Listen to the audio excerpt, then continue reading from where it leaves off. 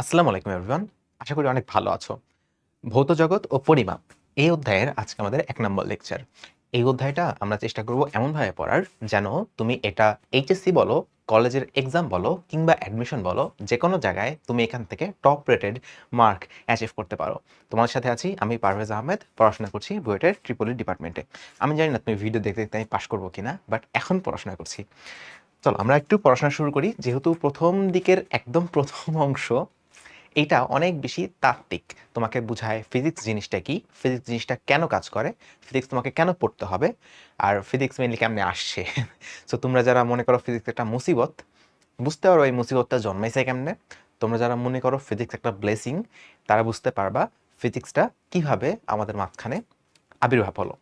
Physics আসলে কি আমরা ফিজিক্স যে ডাকছি বা পদার্থবিজ্ঞান ডাকছি, আগে কি ফিজিক্স ডাকতো মানুষজন? এমন কিন্তু না। ফিজিক্সের যে চর্চা সেটা শুরু হয় গ্রিসের ওই সাইডে। প্রাচীন যে গ্রিক ভাষা, সেই গ্রিক ভাষায় ফিজিক্সকে বলা হইতো ফিজিকে বা ফিসিস। ফিসিস মানে ছিল প্রকৃতি, এবং প্রকৃতি সম্পর্কিত যে জ্ঞান বা প্রকৃতি সম্পর্কিত যে কোনো কিছু, যেমন প্রাকৃতিক তেল বা প্রাকৃতিক মধু বা প্রাকৃতিক আবহাওয়া, এই যে প্রাকৃতিক প্রকৃতি সম্পর্কিত এই যে অ্যাডজেক্টিভ, এটাকে গ্রিক ভাষায় বলা হতো ফিজিকে। এখানে দেখো ফিজিকে উচ্চারণটা আমি লিখে দিচ্ছি যেন তুমি একটু বুঝতে পারো। তোমরা হয়তো অনেকেই চিনো এটা ফাই। ফাই হচ্ছে বাংলা ভাষায় ফয়ের মতো। তো ফিজিকে মানে ছিল প্রকৃতি সম্পর্কিত, এবং প্রকৃতিকে বলা হয়তো ফিসিস। এবং প্রকৃতি সম্পর্কিত যে জ্ঞান, জ্ঞানকে বলা হয়তো এপিস্টেমি। এটা মানে হচ্ছে জ্ঞান বা নলেজ।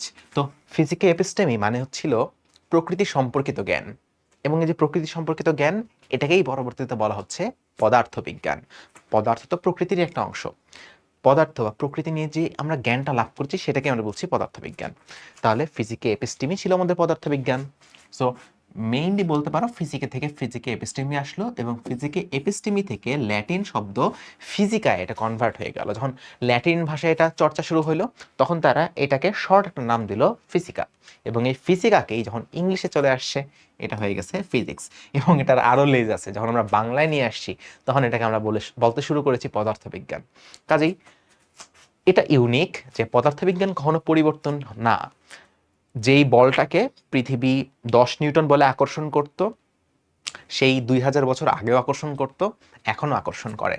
পদার্থবিজ্ঞান পরিবর্তন হয়নি, কিন্তু প্রজন্ম পাল্টেছে, সভ্যতা পাল্টেছে, মানুষজন বিভিন্ন নামে তাকে ডাকছে, কিন্তু মূল জিনিসটা কিন্তু একটাই, পদার্থবিজ্ঞান বা ফিজিক্স। এই ফিজিক্সটাই তোমাদেরকে আমি শেখানোর চেষ্টা করব সম্পূর্ণ তোমার একাডেমিক কিংবা অ্যাডমিশন জার্নি জুড়ে। ঠিক আছে? তো আমরা বুঝতে পারলাম ফিজিক্স জিনিসটা আসলে কি। তাহলে এটা প্রকৃতি সম্পর্কিত একটা জ্ঞান। প্রকৃতিতে তোমার যেই শাখায় পদার্থ, পদার্থের শক্তি, এদের ধর্ম, প্রকৃতি এবং এদের পারস্পরিক সম্পর্ক, রূপান্তর এবং এদের ব্যবহার নিয়ে আলোচনা করা হয়। খুব বড় একটা সংজ্ঞা, কনফিউজিং একটা সংজ্ঞা। আমি তোমাকে বলি, একটা পদার্থ তো আছে বা অনেকগুলো পদার্থ আছে। একটা পদার্থ কিভাবে আরেকটা পদার্থের সাথে বিহেভিয়ার করে, তুমি যদি একটা পদার্থকে ছেড়ে দাও তাহলে এটা কিরকম বিহেভিয়ার দেখাবে, একটা পদার্থের সাথে একটা পদার্থ ধাক্কা লাগলে কি হবে, আগুন দিলে কি হবে, এই সব কিছু নিয়ে কথা হয় পদার্থবিজ্ঞানে। এজন্যই বলা হচ্ছে যে শাখায় পদার্থ ও শক্তি, এদের ধর্ম ও প্রকৃতি, এদের ধর্ম কিরকম, এদের প্রকৃতিটা কিরকম, এদের আমি বুঝতে চাই। তাদের পারস্পরিক সম্পর্ক, যে ধাক্কা লাগলে কি হয়, একটা কিভাবে আরেকটাকে হেল্প করে, এদের রূপান্তর এবং এদের ব্যবহার নিয়ে আলোচনা করা হয়। তোমরা হয়তো ভাবছো ভাই পদার্থ তো আমি বুঝেছি, কিন্তু শক্তি জিনিসটা এখানে কেন আসছে? তোমরা দেখবা শক্তি খুবই গুরুত্বপূর্ণ একটা জিনিস। যে তুমি ফিজিক্স ব্যাখ্যা করতে চাও বা পদার্থের গতিবিধি ব্যাখ্যা করতে চাও, তোমরা নবম দশম শ্রেণীতে যখন পড়াশোনা করেছো, আমি খুব মানে মনে মনে চাই যে তোমরা আসলে পড়াশোনা করে আসছো, নাহলে বুঝাতে খুব টাফ হয়ে যাবে। একটা পদার্থকে আমি ছেড়ে দিলাম, এটা নিচে আসলো। এটাকে আরো সহজে ব্যাখ্যা করা যায় এভাবে যে এই পদার্থের এখানে একটা বিভব শক্তি ছিল, যখন আমি ছেড়ে দিচ্ছি এটা বিভব শক্তি কমিয়ে নিচে চলে আসছে। এই যে শক্তির যে জ্ঞান, শক্তির জ্ঞানটা এজন্য প্রয়োজন যে আমি পদার্থবিজ্ঞানকে ব্যাখ্যা করতে চাই। আমি পদার্থের একটা গতিকে বা পদার্থের একটা ধর্মকে, প্রকৃতিকে ব্যাখ্যা করতে চাই, যার জন্য আমার শক্তির সাহায্য নিতে হয়। তোমরা হয়তোবা আইনস্টাইনের একটা থিওরি পড়েছো, যে একটা ভরকে তুমি শক্তিতে কনভার্ট করতে পারো। E = mc² পড়েছো না? বা শুনেছো তো অন্তত, পড়বা, আমাদের বইয়ে আছে, উচ্চ মাধ্যমিকেই আছে। এখানে কি বলা হয় যে এই এম ভরের মধ্যে ঠিক কতটুকু শক্তি সঞ্চিত আছে সেটা হচ্ছে এমসি স্কোয়ার। তার মানে ভর এবং শক্তি এরা একটা আরেকটার সাথে খুব ওতপ্রোতভাবে জড়িত, যেটা আমরা পরবর্তীতে আরো ভালো মতো জানতে পারবো। সো আপাতত পরীক্ষার জন্য একটু সংজ্ঞাটা মনে রাখতে হবে যে পদার্থবিজ্ঞান হচ্ছে প্রাকৃতিক বিজ্ঞানের সেই শাখা যেই শাখায় পদার্থ এবং শক্তি, তাদের ধর্ম ও প্রকৃতি, তাদের পারস্পরিক সম্পর্ক ও রূপান্তর এবং এদের ব্যবহার নিয়ে আলোচনা করা হয়। সেটাকে আমরা বলছি পদার্থ বিজ্ঞান। ওকে, কুল। তাহলে আমরা আস্তে আস্তে পদার্থবিজ্ঞানে ঢুকি। তবে আজকে আমরা মূল পদার্থবিজ্ঞানে যাব না, আমরা যাব পদার্থবিজ্ঞানটা কিভাবে যুগে যুগে বিস্তার লাভ করেছে। পদার্থবিজ্ঞান এখন যেমন তুমি স্মার্টফোন ইউজ করতেছো, হয়তো কোনো একটা ডিভাইসে ভিডিওটা দেখতেছো, এটা তো অবশ্যই পদার্থবিজ্ঞানের কারণে হয়েছে। কিন্তু 2000 বছর আগে মানুষ কি স্মার্টফোনে টিউটোরিয়াল দেখে আগুন জ্বালানো শিখেছে? কিংবা 2 বছর আগে মানে 2000 বছর আগে যখন সে কোনো কিছু পারতো না, তখন কি সে গুগলে সার্চ করতো এটা কিভাবে করতে হয়? এখন যেমন চ্যাট জিপিটি আছে, জেমিনি আছে, এটা তো একটা প্রসেস। আগে তো কিছুই ছিল না, আস্তে আস্তে হয়েছে। এই জার্নিটা আমরা একটু শর্টে দেখার চেষ্টা করব। ওকে, একদম প্রাচীন যুগ, একদম প্রাচীন গ্রিক বা রোমান যুগ, যখন পদার্থবিজ্ঞান বিস্তার লাভ করছে নতুন নতুন, সে সময় প্রাচীন বিজ্ঞানী Thales, Pythagoras, Democritus, Plato, Aristotle, Archimedes ছিলেন পদার্থবিজ্ঞানের একদম সেন্ট্রাল ক্যারেক্টার। তোমরা কি জানো যে প্লেটোর স্টুডেন্ট ছিল অ্যারিস্টটল? প্লেটোর স্টুডেন্ট ছিল অ্যারিস্টটল। এবং এই যে ছাত্র শিক্ষক, এরা মানে এমন একটা লেভেলে গেছিল, এরা যদি কোনো একটা কথা বলে, মানে ওই কথার কোনো নড়চড় নাই, ওই কথা একদম দৈব সত্য। এমনও ছিল এরা অনেক ভুল ব্যাখ্যা দিয়েছিল। হ্যাঁ, ঠিক আছে, ওরা অনেক কিছু জানতো না, ওরা একটা অ্যাজাম্পশন বলেছিল যে এটা হয়তো এরকম হতে পারে। একদম মানুষজন বলছে যে প্লেটো অ্যারিস্টটল যখন বলছে তার মানে এটা সত্য, তার মানে এটা চিরন্তন সত্য। কেউ যদি এটাকে দ্বিমত পোষণ করতো যে না ভাই আপনি ভুল কথা বলতেছেন, তার মানে অবস্থা শেষ। এই লেভেলের তাদের ইম্প্যাক্ট ছিল পদার্থবিজ্ঞান বা যে কোনো বিজ্ঞানে। এটা শুধু পদার্থবিজ্ঞান না, এরা সকল ক্ষেত্রেই তাদের মাতব্বরি করে আসছে। আগে তো মানে আগে তো কিছুই ছিল না, আগে তো কিছুই ছিল না।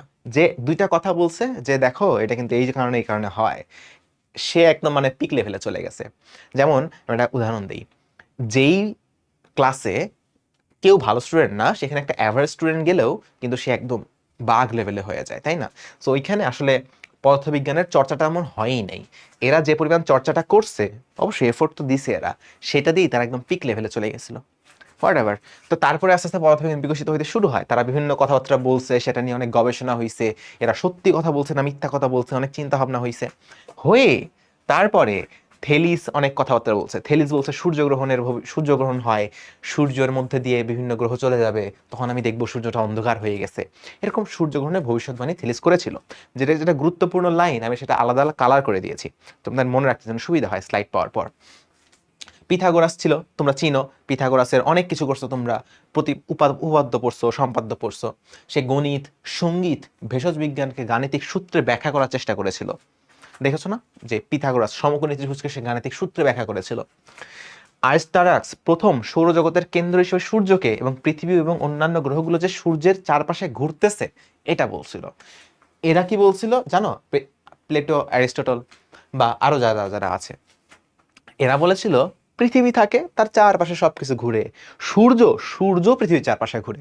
মানে পৃথিবী মাতা, পৃথিবী হচ্ছে কিং, পৃথিবী হচ্ছে দ্য সেন্টার, মানে এ হচ্ছে ফাইনাল বস, এর চারপাশে সবাই ঘুরতেছে। এটা ছিল ওদের কথা।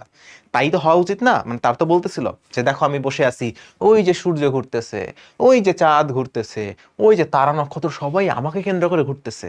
আরে আমি কি তো কি নাকি? কিন্তু দ্বিমত পোষণ করেছিল আরিস্টারাক্স। তিনি বলেছিলেন না ভাই এরকমটা হয় না, যা দেখা যায় তা সত্য হয় না। বুঝতে পেরেছ? তারপরে আর্কিমিডিস যখন একটা তরলের মধ্যে কোনো কিছু নিমজ্জিত করবা, তখন সেটা যে উপরের দিকে একটা প্লবতা বল লাভ করে। দেখেছো না? পানির মধ্যে তুমি লাফ দিলে তুমি নিজেকে হালকা মনে হয়, পানি তোমাকে উপরের দিকে পুশ করে। একটা স্পঞ্জের জিনিসকে পানির মধ্যে ছেড়ে দিলে স্পঞ্জটা ভেসে উঠে, পানি ওকে ধাক্কা দিয়ে উঠায় দেয়। এই জিনিসগুলো পরবর্তীতে ব্যাখ্যা করা হয়েছিল আর্কিমিডিসের মাধ্যমে। সো প্রাচীন যুগে আসলে অনেক কিছু ঘটে গেছিল। এর পরবর্তীতে আসলে মুসলিম যুগ, তাই না? হ্যাঁ, মুসলিম যুগ। মুসলিমরা কিন্তু পদার্থবিজ্ঞানের বিকাশে ব্যাপক ভূমিকা রাখছে, ব্যাপক ভূমিকা রাখছে। মুসলিম বিজ্ঞানীরা এই সময় রসায়ন, চিকিৎসা বিজ্ঞান, গণিত, জ্যোতির্বিদ্যা ইত্যাদি বিভিন্ন শাখায় তাদের অগ্রগতি অর্জন করে। বুঝতে পারছো? তোমরা আমার মনে আছে আমি যখন ধর্ম বই পড়ছিলাম ছোটবেলায়, তোমাদের তো উচ্চ মাধ্যমিক ধর্ম নাই, তখন তোমাদের কিন্তু লাস্টের দিকে ওই যে বিজ্ঞানে বিভিন্ন অবদান ছিল, ওখানে পড়ছিলাম যে হাইসাম ছিল, তারপর ইবনে সিনা ছিল, এরা অনেক কাজ করছে এখানে, চক্ষু বিজ্ঞানী ছিল, গবেষণাবিদ ছিল, তাই না? মনে পড়ে? মনে পড়ে? আচ্ছা, যেমন আলজেব্রা বা বীজগণিত, এটা কিন্তু একটা মুসলিম বিজ্ঞানীর নামে আসছে, মনে পড়ে?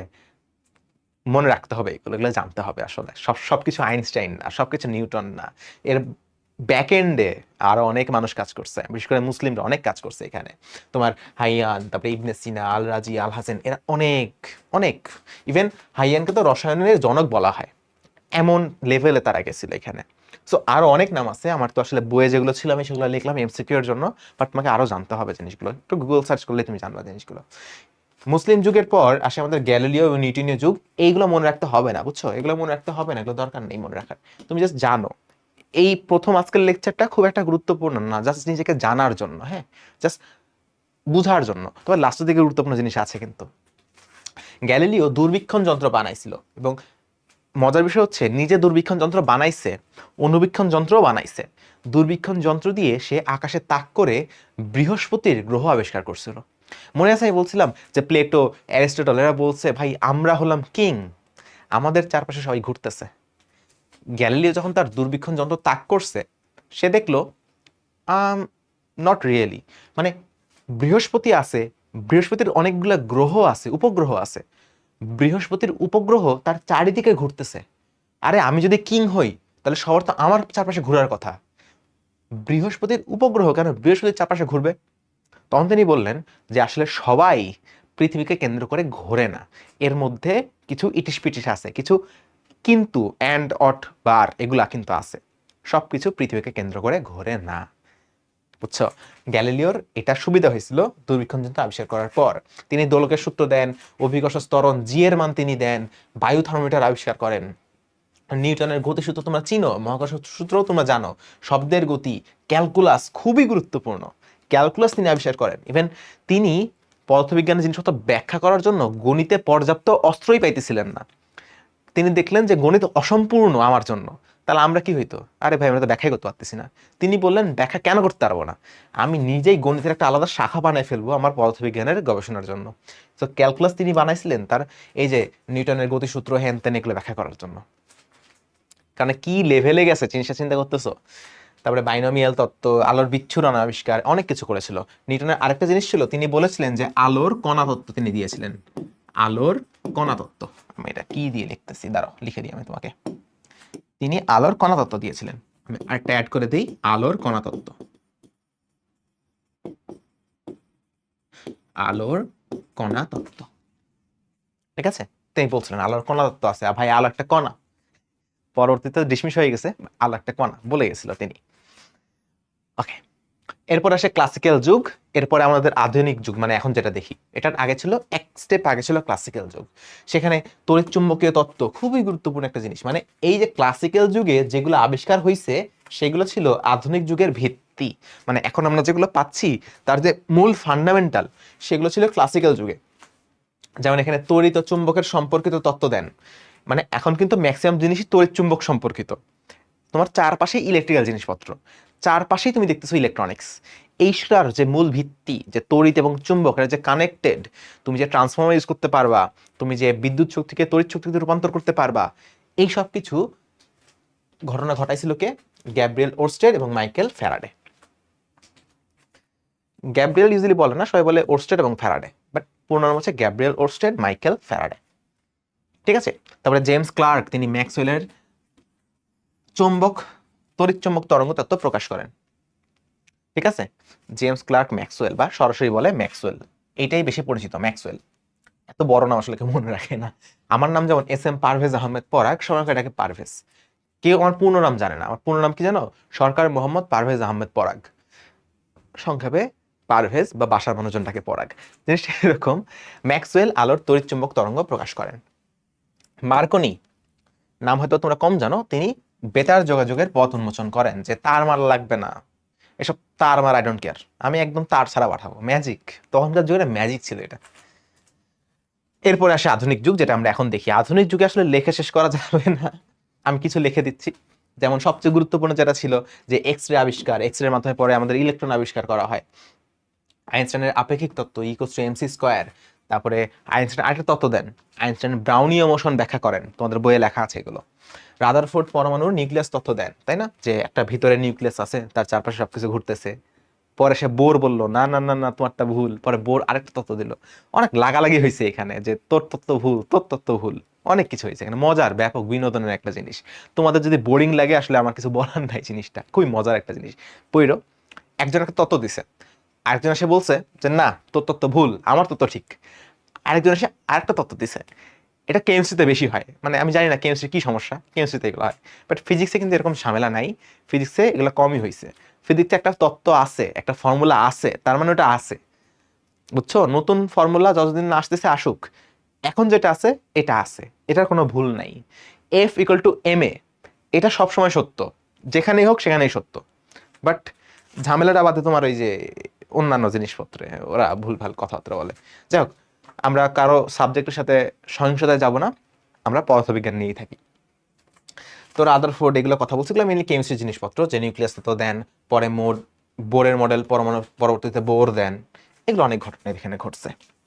এবং দেখো আসলে ঘটনা শেষ না, আধুনিক যুগে আরো অনেক ঘটনা ঘটছে, আমি এখানে লিখে দিছি, তোমরা পড়তে পারো, সবগুলো আসলে পড়ার প্রয়োজনও নাই। হ্যাঁ, মানে এই যে বোজনটা দেখতে পারো, বোজন হচ্ছে বিজ্ঞানী জগদীশচন্দ্র বসু, যেটা জগদীশচন্দ্র বসুর নামানুসারে এই দুটা কণার নামকরণ করা হয়, ডাব্লিউ এবং জেড বোজন। এই এগুলো তোমরা দেখতে পারো, স্লাইডে থাকবে। আসলে মানে এখানে যেটা লিখছি এটা হয়তো বা আধুনিক যুগে যা হয়েছে তার 2%ও না, মেজর মেজর জিনিসপত্রগুলো লিখছি, এর বাইরে অনেক ঘটনা আছে। আচ্ছা, আমাদের মূলত যে আগ্রহ সেটা হচ্ছে বিভিন্ন বিজ্ঞানীর কি পয়েন্টগুলো জানা। যেমন মূল যে বিজ্ঞানীর নাম না নিলেই নয়, তার আসলে একটা হলো থেলিস, যিনি সূর্যগ্রহণ সম্পর্কে ভবিষ্যৎবাণী করেন। পিথাগোরাস তোমরা বুঝতেছো, গণিত, সঙ্গীত এসব জায়গায় তিনি অনেক গবেষণা করছেন, ওগুলোকে গাণিতিকভাবে প্রকাশ করার চেষ্টা করেছেন। আর্কিমিডিস লিভারের নীতি, ধাতুর ভেজাল, সূর্যরশ্মির কেন্দ্রীভূত করে আগুন ধরানোর কৌশল। ওই যে সূর্যের আলো আসতেছে, এক জায়গায় কেন্দ্রীভূত হচ্ছে, ওই আগুন ধরে যাচ্ছে, ওটা আর্কিমিডিস তৈরি করেন। ঠিক আছে। গ্যালিলিওর পরন্ত বস্তুর সূত্র, দূরবীক্ষণ যন্ত্র, অনুবীক্ষণ যন্ত্র, ওই যে বলছিলাম না, দুইটা যন্ত্র তিনি আবিষ্কার করেন। এবং এই দূরবীক্ষণ যন্ত্র দিয়ে তিনি এই যে বৃহস্পতি গ্রহের উপগ্রহ আবিষ্কার করেন। মজার জিনিস, মজার জিনিস। কোপার্নিকাস সূর্যকেন্দ্রিক ধারণা তত্ত্ব দেন, যে ভাই কেন্দ্রে থাকবে সূর্য, তার পাশে সবাই ঘুরবে, সূর্য হচ্ছে ফাইনাল বস। নিউটন তো তোমরা চিনো, আরো চিনবা, গালিও দিতে পারো আসলে, বাট নিউটন অনেক ভালো ভালো কাজ করছে। নিউটন এমন অনেক জিনিসপত্র ডেভেলপ করছে যেটা ছাড়া এখন থাকা যেত না। গতিসূত্র বলো, প্রতিদিন লাগবে, তোমার সবসময় লাগে। ক্যালকুলাস বলো, ক্যালকুলাস তো ভেরি ইম্পর্টেন্ট। তুমি যদি কেউ ইঞ্জিনিয়ারিং পড়তে আসো, আমাদের লাইনে যদি কখনো আসো, তাহলে দেখবা ক্যালকুলাস ছাড়া দুনিয়া চলে না আমাদের ইঞ্জিনিয়ারিং এর। মানে প্রত্যেকটা পড়তে পড়তে ক্যালকুলাস আমাদের লাগে। So we are grateful to mister Newton. Thank you mister Newton. যারা ভিডিও দেখছো কমেন্টে নিউটনকে এখনো থ্যাংক ইউ বলতে পারো তোমরা। ঠিক আছে। সো এইভাবে অনেক বিজ্ঞানী করছে, আরো বিজ্ঞানী তোমাকে দেখাচ্ছি, অধৈর্য হওয়ার প্রয়োজন নাই। হাইগেন আলোর তরঙ্গ তত্ত্ব দেন তিনি। টমাস ইয়ং ব্যতিচার আবিষ্কার করেন, তার নামে অনেক নামকরণ করা আছে।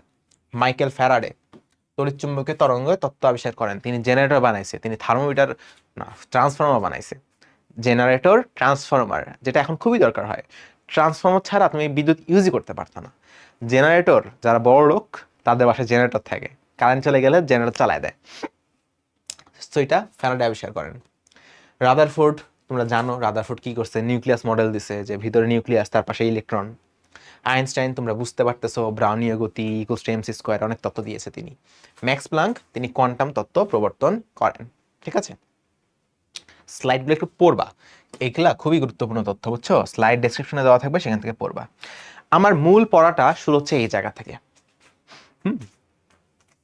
মূল পড়াটা শুরু হবে এই জায়গা থেকে। কনসেপ্ট, ধারণা। তুমি একটা ঘটনা জানো, যে আমি ভাই যদি কলমটা এখানে রাখি এটা পড়ে যাবে, পড়ে যাবে। কেন হচ্ছে এটা, এটার পিছনে সায়েন্স কি, এটা কিভাবে হয়, কি করলে এটা চেঞ্জ হয়ে যাবে, এরকম অনেক কিছু থাকে। পুরো ঘটনাটা বুঝতে পারা, যে আমার এই ঘটনার সামগ্রিক আইডিয়া আছে, সেটাকে বলে কনসেপ্ট। তোমাকে অনেকে বলে না যে ফিজিক্সের কনসেপ্ট ক্লিয়ার রাখতে হবে। তার মানে একটা ঘটনা যখন ঘটে, এটা কেন ঘটে, এর পেছনে সবকিছু বুঝতে পারা, এটাকে বলে কনসেপ্ট। যে তোমার একটা বস্তুর কনসেপ্ট তুমি জানো, তার মানে ঘটনাটা কিভাবে ঘটে এটার সবকিছুর ব্যাখ্যা তোমার কাছে আছে, এটাকে বলে কনসেপ্ট। বুঝতে পারাকে বলে কনসেপ্ট। ঠিক আছে, বুঝতে পারার পদার্থবিজ্ঞানের নাম হচ্ছে কনসেপ্ট। সো কোনো কিছু বা কোনো বিষয় সম্পর্কে সঠিক উপলব্ধির বা বোধগম্যতা বা সাধারণ অভিমত, এটাকে বলে কনসেপ্ট। আমি মার্ক করে দিছি যেটা গুরুত্বপূর্ণ পড়ার জন্য। ফর্মুলা, আমাদের সারা জীবন চলে গেছে ফর্মুলা মুখস্থ করতে করতে। ফর্মুলা জিনিসটা কি? যখন একটা ঘটনা, এই যে কনসেপ্ট বা যে কোনো কিছু একটা ঘটনা, এটা প্রমাণ হয় যে হ্যাঁ এটা সবসময় এভাবেই হয়, এটা প্রমাণ হয়ে গেছে যে এই ঘটনাটা এইভাবে ঘটে, আমি এটা প্রমাণ করছি কোনোভাবে পরীক্ষা নিরীক্ষা করে। এই পুরো জিনিসটাকে যদি আমি একটা লাইনে বলতে পারি, একটা কথায় বলতে পারি, সেই লাইনটাকে বলে ফর্মুলা। যেমন যেমন আমি একটা উদাহরণ দিই, যেমন F equals to M A, F equals to M A, এটা মানে কি? এটাকে এভাবে বলতে পারো, এটাকে এভাবে বলতে পারো, A equals to F by M. অর্থাৎ এম ভরের বস্তুর ওপর যদি তুমি এফ বল প্রয়োগ করো, তাহলে যে ত্বরণ তার মান হবে এফ বাই এম। এটা কি সত্য ঘটনা না? সত্য ঘটনা। এটা একটা ঘটনা যেটা প্রমাণিত, এটা সবসময় সত্য। এই প্রমাণিত ঘটনাকে আমি একটা লাইনে বললাম, একটা সম্পর্ক তৈরি করলাম এদের মধ্যে, যে এম ভরের উপর এফ বল প্রয়োগ করলে ত্বরণ হবে যেটার মান হবে এফ বাই এম। এটাকেই বলা হচ্ছে ফর্মুলা, যে তুমি প্রমাণিত একটা জিনিসকে একটা কথার মাধ্যমে বা একটা বিবৃতির মাধ্যমে ব্যাখ্যা করবা। ওকে, আচ্ছা তুমি এখন ব্যাখ্যা করলা। এখন ধরো তুমি একটা নীতি, একটা প্রিন্সিপাল দাঁড় করালে। প্রিন্সিপাল জিনিসটা কি? প্রিন্সিপাল হচ্ছে একটা তুমি যৌক্তিক একটা ব্যাখ্যা দিচ্ছ, একটা ঘটনা ঘটার কারণে বা একটা ঘটনা ঘটার জন্য একটা জিনিস সত্য হইতে হয়। ধরো ধরলাম ধরলাম, বুঝো নাই, বুঝো নাই, বুঝতে পারতেছি। একটা ঘটনা, হ্যাঁ, ঘটনাটা ঘটতেছে, এটা ব্যাখ্যা করার জন্য কিছু জিনিস সত্য হতে হয়, কিছু জিনিস মেনে নিতে হয়, তবে এটা দেখে বোঝা যায় যে হ্যাঁ মানে কথাটা সত্য। প্রমাণ করার হয়তো বা কোনো উপায় পাচ্ছি না, তবে এটা সত্য, এটা বোঝা যায়। যেমন শক্তির সংরক্ষণশীলতা দিয়ে অনেক কিছু ব্যাখ্যা করতে হয়। অনেক ঘটনা ব্যাখ্যা করতে হইলে শক্তির সংরক্ষণশীলতা মেনে নিতে হয়, যে শক্তি সংরক্ষণশীল, শক্তি কখনো উৎপাদন করা যায় না, শক্তি কখনো ধ্বংস করা যায় না, শক্তি রূপান্তর করা যায়। বিদ্যুৎ শক্তিকে আলোক শক্তি বানানো যায়, আলোক শক্তিকে তাপ শক্তি বানানো যায়। এরকম শক্তির রূপান্তর হয়, তবে শক্তি সৃষ্টি করা যায় না, ধ্বংস করা যায় না। এটা কি প্রমাণ করার কোনো ওয়ে আছে? প্রমাণ করা যায়, প্রমাণ কিন্তু করা যায় না। মানে কিন্তু এটা আমরা বুঝতে পারতেছি যে হ্যাঁ, তোমাকে যদি কেউ ব্যাখ্যা দেয়, লজিক দেয়, প্রমাণ দেখায় যে দেখো ভাই যদি এটা না হইতো তাহলে কিন্তু এরকম হইতো না, যদি এটা না হইতো তাহলে কিন্তু এরকম ঘটনাটা ঘটতো না, তখন তুমি স্বীকার করতে বাধ্য যে হ্যাঁ তার মানে শক্তি সংরক্ষণশীল। সো শক্তি সংরক্ষণশীল এটা আমি সরাসরি প্রমাণ করতেছি না, তবে অন্যান্য ঘটনা দেখে এটা প্রমাণ প্রতীয়মান হয়ে গেছে যে শক্তি সংরক্ষণশীল। এইরকম ঘটনাগুলো যেটা হয়তো আমি সরাসরি প্রমাণ করতেছি না, কিন্তু মানে বুঝাই যাচ্ছে এটা সত্য হবে, সেটাকে আমরা বলতেছি প্রিন্সিপাল বা নীতি। কোনো বিষয়ে একটি যৌক্তিক বিবৃতি যা এ সংক্রান্ত বিভিন্ন ঘটনার ব্যাখ্যা প্রদানে সক্ষম, তাকে নীতি বলে। নীতি প্রাকৃতিকভাবে সত্য, প্রাকৃতিকভাবে সত্য কিন্তু পরীক্ষামূলকভাবে প্রমাণিত নয়। শক্তি সংরক্ষণশীল, এটা প্রাকৃতিকভাবে সত্য, মানে এটা না হলে কোনো কিছু ব্যাখ্যাই করা যেত না, তবে এটা কোনো প্রমাণ নাই, প্রমাণ করার প্রয়োজনও নাই, আমরা আসলে বুঝতে পারছি সত্য হইতেই হবে। স্বীকার্য বা পস্টুলেট, এটা তোমরা কম পড়ো, যদি একটু আপার লেভেলে গেলে স্বীকার্য অনেক পাবা। স্বীকার্য হচ্ছে স্বীকার করে নেওয়া, ভাই মাইনে নিছি ভাই। মানে একটা ঘটনা ব্যাখ্যা করার জন্য কিছু জিনিস মেনে নিতে হয়। যেমন তোমার আইনস্টাইনের যে থিওরি অফ রিলেটিভিটি, এখানে অনেক কিছু মেনে নিতে হয়, যে দেখো আমি তোমাকে থিওরি অফ রিলেটিভিটি ব্যাখ্যা করে দিব, তবে তোমাকে কিছু জিনিস মেনে নিতে হবে। তুমি কি রাজি নাকি রাজি না? যদি রাজি থাকো তাহলে আমার থিওরিটা শুনবা, যদি রাজি না থাকো তাহলে আমার থিওরি তোমার শোনার দরকার নাই। এগুলোকে বলা হয় স্বীকার্য বা পস্টুলেট। এটার কোনো প্রমাণ নাই, বুঝছো, কোনো প্রমাণ নাই, বিনা প্রমাণে স্বীকার করে নেওয়া, মানে একদম মাথার মধ্যে বন্দুক ঠেকায় তুই স্বীকার করস নাকি করস না, করস, হ ভাই করি, তাইলে এবার আমার ফর্মুলাটা দেখ, তাইলে এবার আমার ব্যাখ্যাটা শোন। সো কোনো কিছু ব্যাখ্যা করার আগে কিছু জিনিস মেনে নিতে হয়, যেগুলো মেনে না নিলে ব্যাখ্যা করা যায় না। এগুলোকে বলা হয় স্বীকার্য বা পস্টুলেট। এরকম অনেক স্বীকার্য আছে যে মেনে নিতে হবে, না হলে কোনো কিছু ব্যাখ্যা করা যাইতেছে না। এটা সত্য নাকি মিথ্যা পরে জানবো, পরে গবেষণার বিষয়। বাট এখন যদি মেনে নেই তাহলে আমার অনেক কিছু সহজ হয়ে যাবে, অনেক কিছু ব্যাখ্যা আমি করতে পারবো আপাতত। এটাকে আমরা বলছি পস্টুলেট। হাইপোথেসিস হচ্ছে একটা ধারণা, একটা মতবাদ। আমি দেখতেছি একটা ঘটনা এখানে ঘটতেছে, আমি ওকে বলবো যে ভাই এই ঘটনা যে ঘটতেছে হয়তো বা এটার পিছনে সায়েন্সটা এরকম। যেমন যদি গ্র্যাভিটি আবিষ্কার না হইতো, মাধ্যাকর্ষণ বলে কোনো কিছু আমি চিনি না, আমি দেখতেছি কলমটা পড়ে যাচ্ছে, আমি দেখে বললাম হতে পারে কলমটা মাটির কাছে থাকতে চায়, হতে পারে মাটির কাছে থাকলে কলমটা শান্তি লাগে। বললাম আমি আমি মানে থিওরি দিচ্ছি। এখন তো কেউ এই থিওরি দেয় নাই, আমি যেটা বলবো সেটাই সত্য, এরকম একটা জিনিস বললাম যে ভাই কোনো কিছু মাটির কাছে থাকলে তার মানে শান্তি লাগে, এটাই ব্যাখ্যা। তাহলে এটা হচ্ছে হাইপোথেসিস, মানে কোনো ঘটনা ব্যাখ্যা করার জন্য বিভিন্ন মতবাদ, যেটা প্রমাণিত হয় নাই, প্রমাণিত করার জন্য পরীক্ষা করতে হবে, সেটাকে আমরা বলছি হাইপোথেসিস। যেমন সংজ্ঞাটা পড়ো, অনুকল্প হচ্ছে কোনো বৈজ্ঞানিক ঘটনার প্রস্তাবিত বা অনুমিত ব্যাখ্যা অনুমান করে, যা এখনো প্রমাণিত হয়নি। গুরুত্বপূর্ণ, প্রমাণিত হয়নি। বুঝছো? বুঝছো? বুঝছো আশা করি। তত্ত্ব এটা হলো এই পুরা লাইনের মধ্যে সবচেয়ে বেশি মানে কি বলবো হার্ড করে একটা জিনিস, তত্ত্ব বা থিওরি। থিওরি প্রমাণিত হয়, পরীক্ষামূলকভাবে চেক করে নেওয়া হয়, এবং এটা একদম সর্বজন সমাদৃত, সর্বজন স্বীকৃত, সবসময় সত্য হবে একটা থিওরি। বৈজ্ঞানিক পদ্ধতির মাধ্যমে অর্জিত, পর্যবেক্ষণ ও পরীক্ষা দ্বারা প্রমাণিত কোনো প্রাকৃতিক ঘটনার সুস্পষ্ট ব্যাখ্যা হচ্ছে তত্ত্ব। একটা ঘটনা আমি একটা ব্যাখ্যা দিলাম, আমি একটা ধারণা দিলাম, কনসেপ্ট দিলাম, একটা সূত্র দিলাম, এই সব কিছু যখন কনস্ট্রাক্ট হয় সেটাকে আমরা বলছি একটা থিওরি। সো থিওরি যখন তৈরি হচ্ছে, আমি একটা জিনিসকে ব্যাখ্যা করে দিছি যে জিনিসটা এমনে হয়, এই যে হলো তার প্রমাণ, এই যে দেখো এক্সাম্পল দেখো, হচ্ছে প্রমাণ দেখায় দিছি, একদম ফুল প্রুফ, এটাকে ভুল প্রমাণ করার আর ওয়ে নাই, এটা হচ্ছে থিওরি। ওকে, এটা হচ্ছে থিওরি। এবং যখন একটা থিওরি তৈরি হয়ে যায় তখন সেটাকে যদি তুমি একটা লাইনে ব্যাখ্যা করতে পারো, একটা বিবৃতি দিতে পারো গাণিতিক, তখন সেটা হয়ে যায় ফর্মুলা। ঠিক আছে, বুঝতে পারছো? এইগুলো ছিল পদার্থবিজ্ঞানের কিছু কি টার্ম যেগুলো জানতে হয়। অনেক সময় বলা হয় এটা একটা ফর্মুলা, অনেক সময় বলা হয় এটা একটা কনসেপ্ট, অনেক সময় বলা হয় এটা একটা প্রিন্সিপাল, অনেক সময় বলা হয় এটা একটা থিওরি। কোনটা মানে কি বুঝায় এটা বুঝতে হবে। ঠিক আছে, একজন বলছে এটা হাইপোথেসিস, তার মানে বিশ্বাস নাই, যে কোনো সময় চেঞ্জ হয়ে যেতে পারে। বুঝছো? তারপর একজন বলছে এটা স্বীকার্য, তাহলে বিশ্বাস নেই, যে কোনো সময় এটা পাল্টে যেতে পারে। সো এগুলো ছিল পদার্থবিজ্ঞানের মূল কি টার্ম, যেটা আশা করি তোমরা বুঝতে পেরেছো।